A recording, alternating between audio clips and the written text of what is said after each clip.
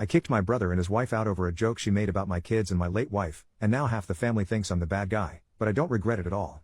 I, 36 male, am a single father to my 2 kids, who we'll call Gabriel, 17 male, and Becky, 14 female. Their mother, my wife, passed away 8 years ago after a long illness. Obviously, this was devastating for our family and we're still recovering from the loss even now. I haven't remarried or even bothered seriously dating since my wife's death, as I don't think I'll ever love anyone like I did her ever again. I miss her dearly, but I am content being single if she's not around. Also relevant to this post, the house that we live in currently originally belonged to my wife's grandfather. She inherited it when he passed, and then she left it to me in her will. It's a nice house and quite large, with 5 bedrooms and a decent amount of land as well. I have a younger half-brother, who we'll call James, 30 male. James and I share a father but have different mothers. To be honest, we've never been particularly close. Not to get too into irrelevant details, but our upbringings and our respective relationships with our father are very different, and it's always been a source of quite a lot of tension between the two of us. However, at the end of last year, James suffered from a series of pretty severe misfortunes.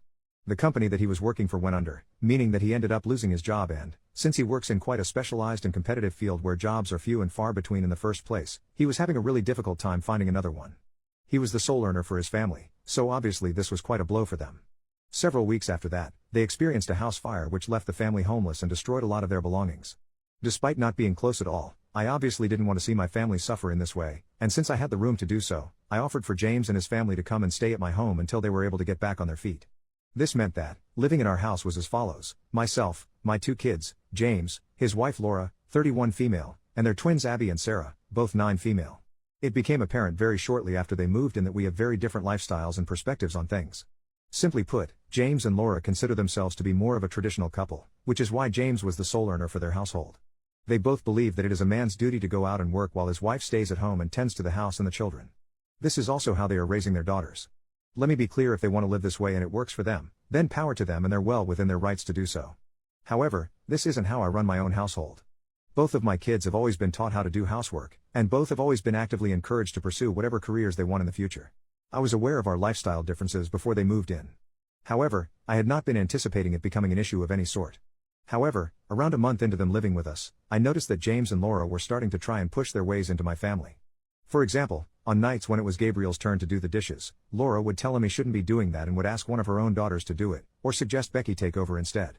I also noticed that James developed a habit of asking Becky to do things for him that he was perfectly capable of doing himself, such as getting him a drink while everyone was watching TV together or asking her to clean up a mess that he made. I always shut this behavior down when it happened, and eventually sat James and Laura down one night and told them that they're perfectly welcome to live how they want when they have their own home, but this is the way we do things in my house and I would appreciate if they would stick to that while under my roof. They did try to push back a little, but I held firm and they eventually relented. For the next few months, everything seemed fine. There were a couple of instances where Gabriel and James knocked heads over differences of opinions, but it was never anything serious and never went any further than a couple of heated discussions over the breakfast table. I was also aware that Becky found Abby and Sarah a bit annoying because they always wanted to be in her room or around her, but again, this was nothing major and was very typical teenager sharing a house with younger kids type of stuff. In late July of this year, James finally found another job in his field and they began the process of finding a new home of their own. All seemed great. However, around this same time, I noticed that there was a sort of shift in energy between Gabriel and Laura. He seemed suddenly to be quite uncomfortable around her, never wanted to be alone with her and avoided talking to her in group settings. This immediately struck me as odd because he's usually a very laid-back and friendly kid, so I asked him what was up and if anything had happened. At first he said that nothing had, and that she was just being that way she is and it was getting on his nerves. By this I assumed he just meant that she'd start pushing this idea that, as a man, he shouldn't be doing domestic labor of any kind on him again. I contemplated saying something at the time, but decided to leave it as I knew they'd be moving out soon and it wouldn't be a problem anymore. Fast forward a few weeks, James, Laura and their kids are out for the day. My daughter approaches me and says she has something important to tell me that might make me upset. I asked what was up, and she told me that Laura had told her that the reason I haven't remarried or gotten a new girlfriend yet is because women my age don't want to settle for someone who isn't a real man, and had made a joke that my wife was probably having an affair before she died anyway. Becky also said that Laura told her I was jealous of my brother because he earned everything he had while this house was just a handout. Note, aside from inheriting the house, I have also worked for everything I have ever had, and that she feels sorry for Gabriel because I'm going to turn him into a pussy like me.